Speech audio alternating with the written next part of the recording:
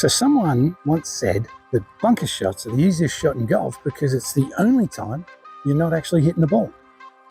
Well, I call that bullshit. It's just not the case. What's so hard about them?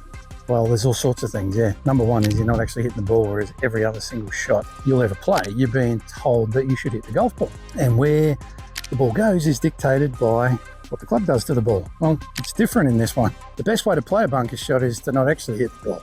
And they're absolutely right in that regard. Does it make it easy? Oh, hell no. No, it's not easy at all. So what are some of the things that I would recommend that you pay attention to when you're playing a bunker shot? One of the first things is you've got to make sure that you're using a sand wedge which has bounce on it. Pretty much what it is the bottom of that club is going to act like a bulldozer blade. It's going to hit the sand and glide through and help the club to come out the other side. Definitely one of the big things that will get you out of probably 80% of all bunker shots is making sure that the sand you hit from underneath the ball gets out. All right, so one of the big things you've got to do is you've got to have the bounce working for you. One of the next things you can do is get yourself a nice solid base. So you've got to make sure that you are digging your feet in, because this is unlike other shots on the golf course when you're on the grass and your spikes are going to dig into the grass and you should have a pretty good grip on the ground. In a bunker, if you don't do that, your chances of you sliding around all over the place are quite high. So dig your feet in so you get a nice solid base. And the other thing is you're going to really get really balanced. So you've got to be bending from the knees, bending from the waist, even more than what you probably normally would on a normal shot.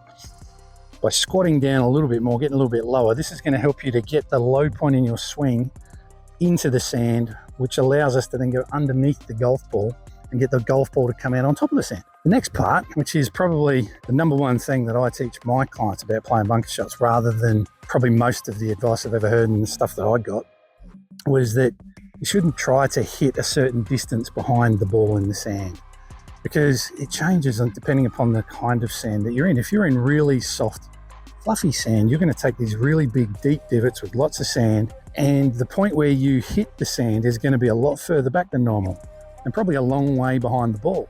But if you're playing on really hard, compact sand, that club's not going to go down deep into the sand. It's going to create a very shallow divot, and therefore the first point of contact in the sand is probably going to be pretty close to the ball. But in both circumstances, you're still trying to get the club to go into the sand, under the ball, and the ball come out on top of the sand. If that's the case, what you've got to learn is where's the low point in your swing rather than trying to hit a certain spot. So what I get my clients to do is, and you can try this as well, is you stand there and dig your feet in, open your club face up a little bit just to give yourself some more bounce. And I do that by holding the side of the club, not there, and turning my hands.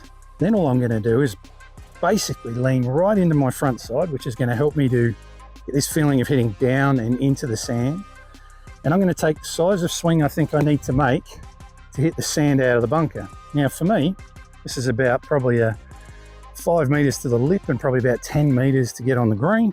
So I'm going to take what feels like about a 3/4 size swing to me, and then I'm going to follow all the way through with my belly button, my chest, to make sure that I'm dragging that club through with my body turn, because this is where the strength's coming from. It's not from my arms. So 3/4 back, all the way through, and I'm going to do a whole bunch of swings in this one spot. What I've got is this divot that goes there. So the club's going into the sand here. It's coming out about there every time. And the low point is about there. And what I've now discovered is, right, where is my low point in relation to my setup, my feet? And if I can work out where that is, well, that's exactly where I probably need the ball to be. And the other interesting thing is that point is pretty much right below my sternum. And as you can see, as I do these swings, that's the kind of point until right up to this point where I'm on the way through. That point there is like my pivot point, the point that I'm just turning around. And if I can keep that pretty steady where it is without going too much up and down and too much sideways, what it allows me to do is to bring the low point back to the same spot each time. Just like in a pendulum on a clock, just as an image for you, if that fulcrum point, that pivot point stays where it is and is not moving around all over the place, well, then the low point in the swing is going to be right below that as well. Now that I've got the divot, I know that the low point's right below my sternum. When I set up to the ball out on the golf course now, what I'm trying to do, because obviously we can't do practice swings like I just did then, is what I'm going to try and do is open the club face up, get my sternum right over that ball. But all I'm trying to do here is my attention's not on trying to lift this ball out of the bunker. It's not on trying to get it up and over the lip or anything. All it is I'm going to take that 3/4 swing again with a big follow through, trying to get the sand to get out of the bunker. So I've got the club face open, I'm dug in, and I go 3/4 back all the way through. That's flown about 10 meters, 10 yards through the air, and that would get you out of probably 85% of out of bunkers you'd ever been. To get one that flies up, pops up in the air. I've got a lip here that's probably about 4.5, 5 foot high, and it's easily gotten over the top of that. And it's mostly because I hit the sand hard enough to get the sand out of the bunker. And some of the things to look out for, to watch out for in your own bunker technique. If you find that you are hitting and you're hitting under the ball, you're not hitting the ball, but you're hitting underneath it and it's just duffing there, you're probably doing something like that. Now, what was the big problem with that? Well, I hit the sand and I got under the ball, but why did it not get out? Well, the sand didn't get out of the bunker because what I did was I kind of stopped. I didn't have the club face open, so the club didn't slide through very well at all. It grabbed and I stopped my body turn. So what I've got to try and do is make sure that I turn all the way through again. Another common thing to watch out for. So one of the big things with bunker play is asking yourself after you've hit a bad shot, what actually just happened down here at contact with the ball and the sand and the club. So another common thing I see a lot of is when people knife the ball, blade the ball, thin the ball into the lip in front of them.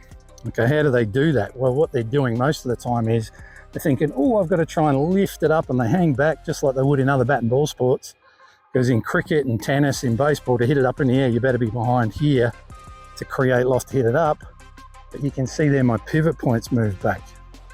If my pivot point moves back, oh, so does the low point in my swing. If you're enjoying what you're watching and you want to come and work with me in person, come and join me at the Gold Coast here in Australia. Have a golf holiday and break that bag golf and play the golf of your dreams in the space of 3 days. All the details are down below on my website. And don't forget to subscribe to the channel. Cheers.